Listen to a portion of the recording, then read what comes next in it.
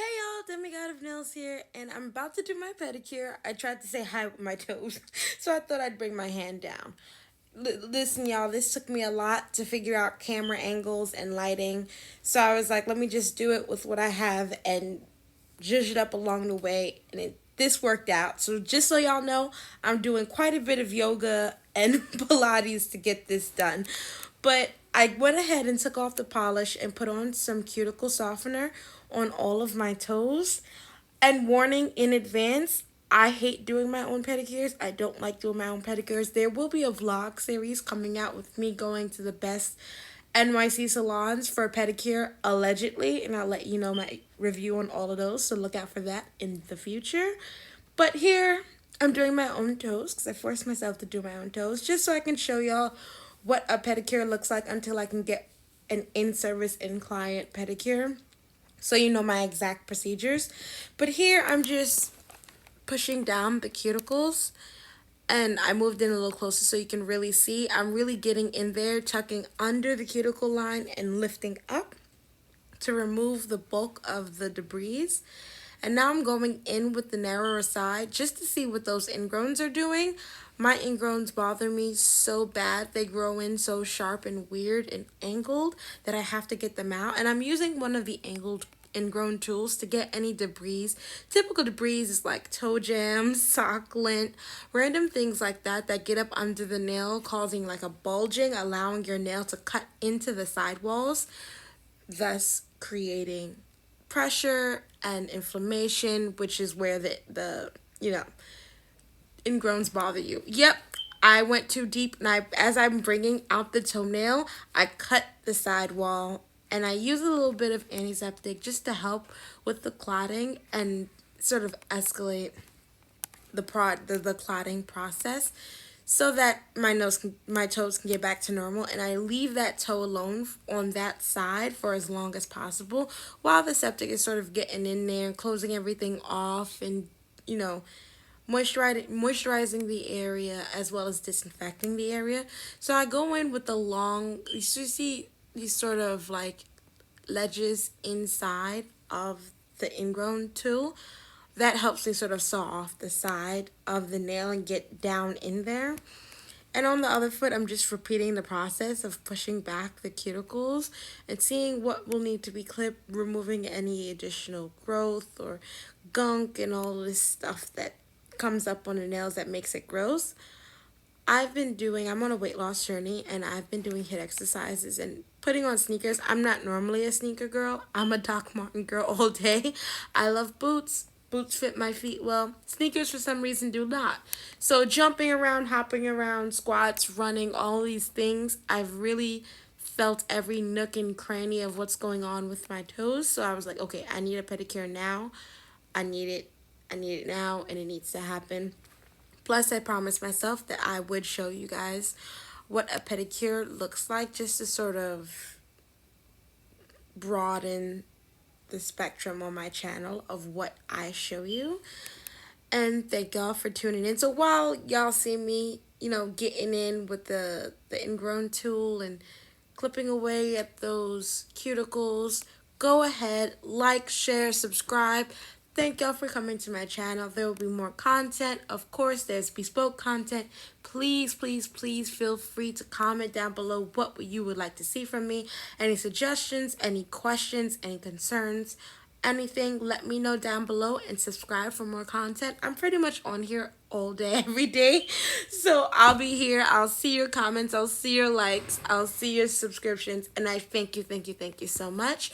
So I'm going ahead in and clipping all of my nails down. I'm using the short clipper that I got from TJ Maxx. And it really does help me get in there. And right now I need my toenails pretty short. I had a bad acrylic. I went to the salon. I got acrylic toenails because I fed into the hype. And I don't do my own toes generally, but I was like, let me go in, get my toenails done, and see what an acrylic toes. Terrible. Ruined my toenails, and they're just grown out from that. And it can take over 4 to 6 months for a toenail to completely grow out from damage. So it's about right on par with that. So right now I'm putting on the oil so I can go ahead and give myself an oil buff. I'll link down below why it is so important to oil buff on natural nails, and just it completes the look of the mani or pedicure. And look at the toes, look at those. See, I'll put them side by side with how I started and where I am now. Goodness, what a difference. So I'm using the foot file like duo that I bought from TJ Maxx. Also in a previous video, I had a TJ Maxx nail haul. I'll link that down below as well. And right now, I'm just going in and getting all of this gooky, nasty stuff off the bottom of my heels because it's gross. It's terrible. I have super dry, super cracked heels. And I thought this little duo system of the spray, and it has all types of botanicals and lavender oil and citrus oils and nettle leaf and I believe uric acid, yeah, to really break down and soften the heels so that the file can then go in and take off all these additional skin. The additional skin and the calluses you'll see rolled up on the towel around me. And now I'm just feeling it's important when doing your, the foot file to feel as you go, because you can, it's the files are indiscriminate, right? So you have to monitor your progress. And if you get to live skin and you're no longer, you've scraped away all the dead skin, you can really injure yourself or clients by just scrubbing away at raw skin. Try scrubbing this on your forearm, for example. So yeah, anyway, I went ahead and used the heel. I also got this stuff from TJ Maxx. So I'm feeling I'm like, okay, my toes are done, my heels are set. So now what I'm doing is dehydrating the nail bed, getting ready for the polish application. I folded up the towel to sort of keep my feet away from the debris of the previous feet filing. And now I'm just making sure everything is clean and clear, and I'm going ahead and placing in my toe separators.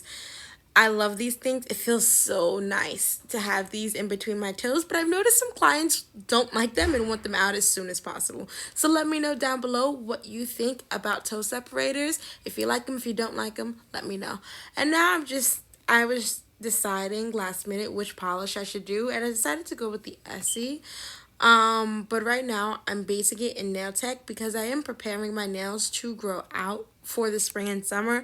I do like my nails slightly longer and very square in the spring or summer, so I'm prepping them for that as I do with my natural nails.